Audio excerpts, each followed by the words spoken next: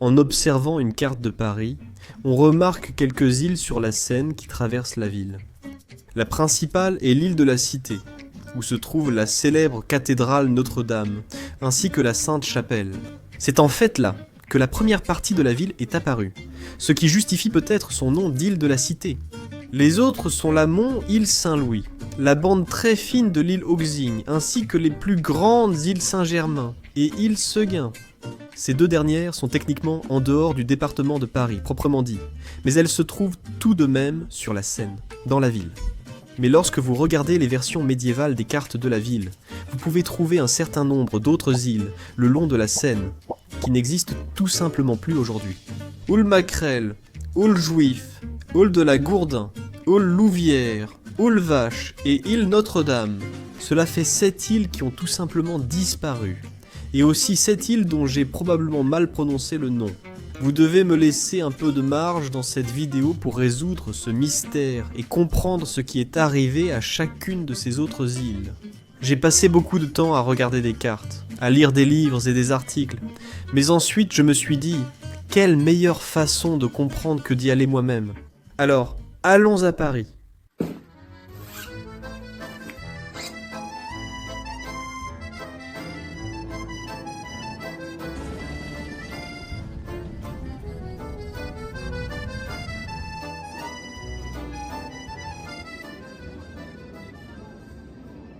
Tout de suite. Nous sommes debout sur l'île de la Cité. C'est l'une des 2 seules îles naturelles de Paris sur la Seine, et elle fait pas moins de 22 acres. Au IVe siècle, c'était le site de la région de l'Empire romain local, le gouverneur de la région. Et puis, en 508 après Jésus-Christ, Clovis Ier, le premier roi des Francs, a établi son palais sur cette même île au XIIe siècle. Elle a accru son importance en devenant le lieu de la cathédrale Notre-Dame, que vous pouvez voir juste derrière moi. Mais alors que la Seine n'a aujourd'hui que 2 îles naturelles, elle en avait beaucoup plus autrefois.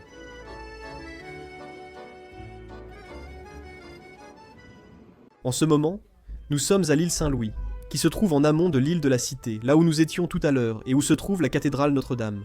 Fait intéressant, l'île Saint-Louis était autrefois 2 îles, l'île aux Vaches et l'île Notre-Dame, bien que la cathédrale Notre-Dame n'y ait jamais été.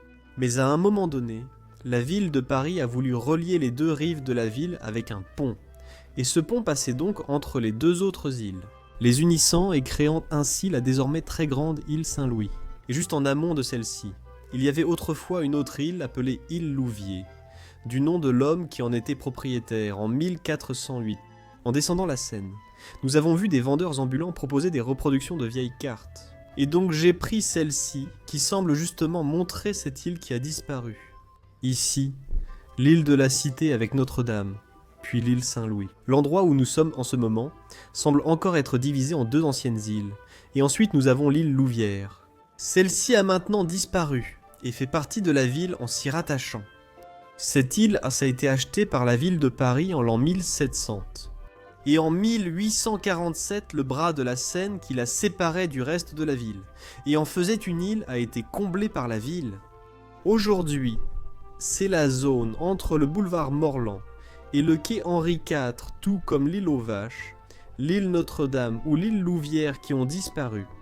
Il y a aussi quelques autres îles médiévales de Paris qui n'existent plus. Alors maintenant, je vais rentrer chez moi et essayer de faire des recherches pour découvrir ce qui leur est arrivé. D'accord, me revoilà. En réalité, j'étais déjà ici lors du tournage de la première partie, comme le montre ma tenue, mais c'est la magie du montage. Nous avons déjà une bonne idée de ce qui est arrivé à certaines de ces îles d'après ce que je viens de dire là-bas.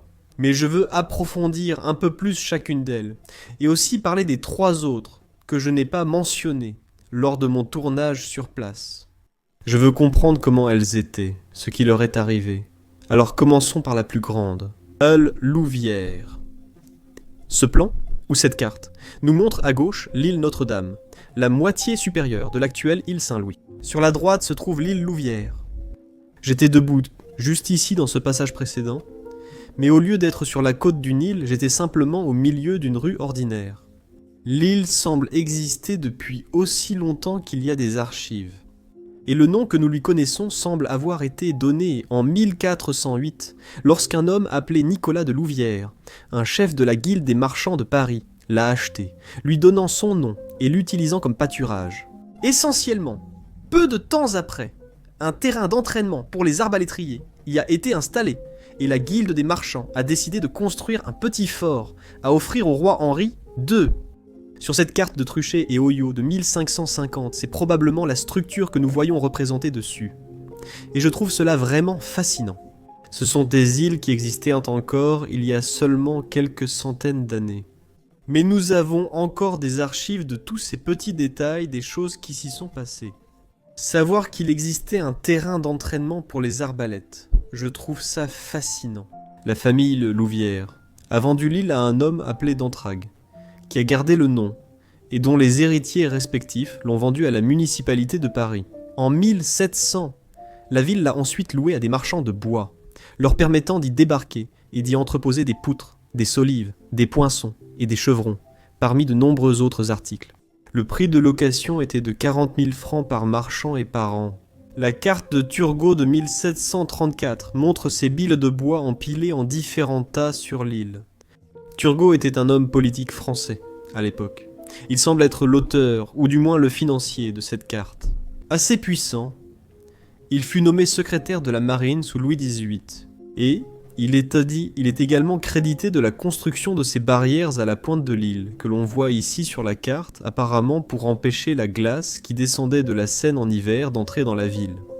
C'est donc intéressant, car de cette façon nous avons appris que ces îles n'avaient pas seulement une utilité pour leurs terres. Vous savez, en ce moment, ils y stockèrent le bois, mais le petit bras qui la séparait du reste de la ville avait aussi une utilité. Ils ont construit ces barrières pour empêcher la glace d'entrer. Et j'imagine peut-être d'endommager les bateaux ou les maisons.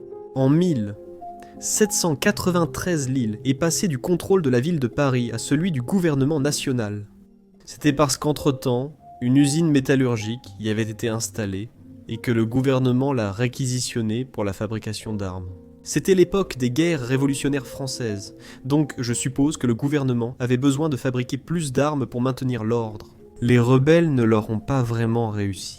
Mais il est intéressant de voir encore une fois que cette île se trouvait au cœur de l'un des événements nationaux les plus importants de l'histoire de la France. Pendant les décennies suivantes, seuls quelques faits marquants ont eu lieu là-bas.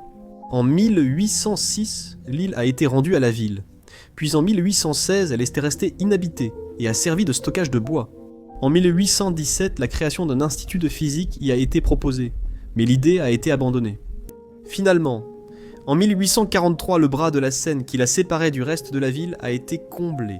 Il semble que déjà pendant l'été, l'eau se retirait et on pouvait traverser à pied. Donc, ce n'était pas une décision insensée de la part de la ville. Ils ont juste accéléré l'évolution naturelle du fleuve, faisant disparaître l'île Louvière, désormais intégrée à la ville. Maintenant, descendons un peu la Seine jusqu'aux deux îles qui forment aujourd'hui l'actuelle île Saint-Louis, les anciennes îles de la Vache et Notre-Dame. Mais tenez-vous bien, parce qu'à l'origine, il s'agissait d'une seule grande île appelée île Notre-Dame. C'est assez déroutant, car l'île Notre-Dame n'est pas l'île sur laquelle se trouvait Notre-Dame. En fait, elle a apparemment pris ce nom parce qu'elle a été donnée par le roi Charles le Chauve à l'évêque de Paris et aux chanoines de Notre-Dame. En l'an 867, elle était principalement utilisée comme pâturage et zone d'entrepôt, parfois pour des cérémonies comme des tournois médiévaux. Au XIIIe siècle, Paris a été fortifié par les murs de Philippe Auguste, considéré comme le premier roi de France, qui les a construits pour défendre la ville contre les Anglais. Il partait pour la troisième croisade, et il a donc ordonné la construction d'un mur de pierre pour protéger la capitale en son absence. Pour construire les murs, un canal a été creusé dans l'île, créant un petit bras de la Seine, qui a coupé l'ancienne île en deux. La moitié nord resta île Notre-Dame, la moitié sud devint île de la Vache, ou île de la Vache. Je suppose que l'île servait de pâturage pour les vaches. C'est l'explication la plus évidente à laquelle, tu sais, mon esprit pense tout de suite. Pareil pour moi. La carte de Truchet et Oyo de 1550 montre les deux îles, l'une complètement déserte et l'autre avec de petites structures. La déserte semble avoir été île Vache. Elle était totalement inhabitée et couverte principalement de prairies utilisées pour les jeux et la lessive. À la fin du XVIIe siècle, le ruisseau qui séparait ces deux îles fut de nouveau comblé, et ainsi l'île redevint entière. La raison semble être qu'il y avait un besoin, ou du moins un désir de les urbaniser, et cela serait plus facile à faire sur une seule île que sur deux. La construction commença sous le règne d'Henri IV. On y vit la construction d'un grand nombre d'hôtels particuliers, ce qui lui valut le surnom de l'île des palais.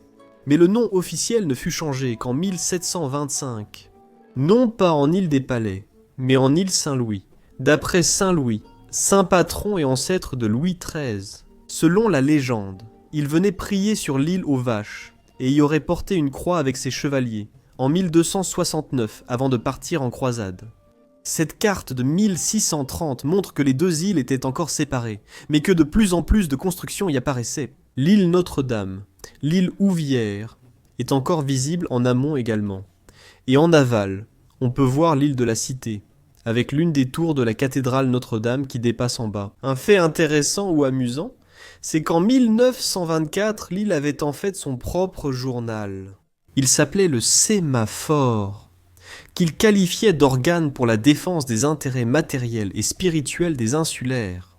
Et les habitants de l'île se nommaient en fait les Ludoviciens, se différenciant ainsi, de façon intéressante, du reste des Parisiens. Aussi, il semble qu'il y avait, ou peut-être qu'il y a encore aujourd'hui, un restaurant qui utilise le nom de l'île aux vaches, je suppose, en référence historique à l'île disparue.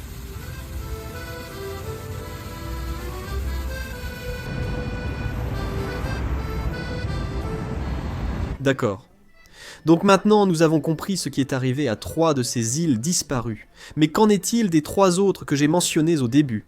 Il s'agissait de l'île Maquerelle, de l'île aux Juifs et de l'île de la Gourdin, île Maquerelle.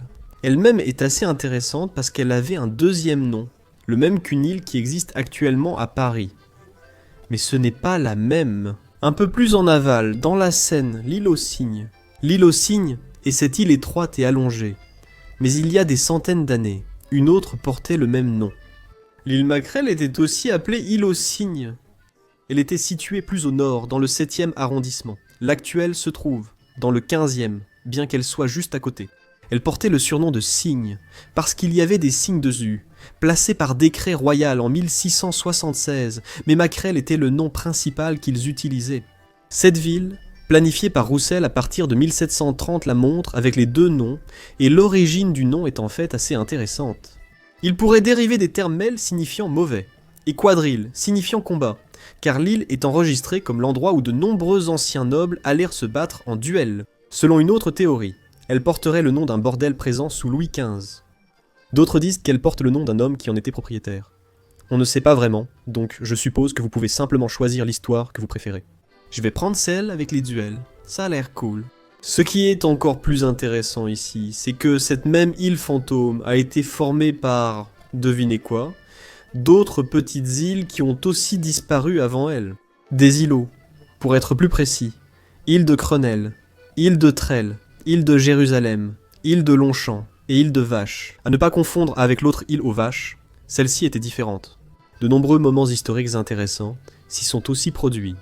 Elle a été utilisée comme défense lors du siège de Paris en 1885, lorsque les Vikings sont descendus de la mer dans la Seine et ont pillé le royaume de l'Ouest. Les Francs ont utilisé les îles au fleuve comme poste de défense clé contre les dracars vikings. Elle abritait une usine produisant de l'huile pour tous les lampadaires de la ville en 1774. En 1812, le canal la séparant du continent a été comblé, l'intégrant à la ville. Si vous êtes encore là, bonne nouvelle. La vidéo touche à sa fin. Parce que les deux dernières îles dont nous devons parler existaient côte à côte, il s'agissait de l'île aux Juifs et de l'île Gourdin. Le premier nom se traduit par l'île des Juifs, bien qu'elle ait ensuite été renommée l'île des Templiers. Elle tire probablement son nom des exécutions qui ont été menées auparavant sous prétexte de religion. Au Moyen-Âge, les Juifs puis les Templiers ont été persécutés. De nombreux Templiers ont été brûlés vifs. De nombreux célèbres, même comme Jacques de Molay, le tout dernier maître des Templiers français en 1314. Le nom de l'île Gourdin signifie bac, en référence au bateau servant à y accéder, bien que je ne sois pas sûr de la raison pour laquelle il prenait un bac pour s'y rendre, car je n'ai trouvé aucune trace de quoi que ce soit ayant existé sur l'île.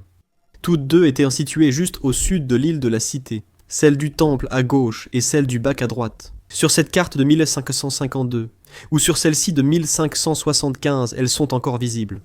Peu de temps après, en 1607, des ponts furent construits reliant les deux îles à la bien plus grande île de la Cité, dont elles firent alors partie. Cette peinture illustre ce processus. Aujourd'hui, leur emplacement est connu sous le nom de Place Dauphine, nommé ainsi d'après le dauphin de l'époque, le futur roi Louis XIII. Voici la vue de l'endroit aujourd'hui. Ce sont donc les 6 îles qui existaient autrefois dans le Paris médiéval. Elles n'existent plus aujourd'hui. Il y en avait peut-être d'autres non citées dans cette vidéo. Je pense que c'est probable vu comme elles ont simplement disparu. Si tu es à Paris, c'est une visite sympa à faire seule. Visiter tous les endroits, qui étaient autrefois des îles, mais qui font maintenant partie de la ville, et découvrir toutes les choses intéressantes qui s'y sont passées. Merci beaucoup d'avoir regardé cette vidéo, merci à mes mécènes pour leur soutien direct. Ils ont vu cette vidéo plus tôt. Donc si vous voulez faire ça aussi, et aider à soutenir la chaîne, vous pouvez le faire grâce au lien qui se trouve quelque part dans la description. Sinon ce n'est pas grave du tout. Je vous retrouve la prochaine fois pour plus de culture générale.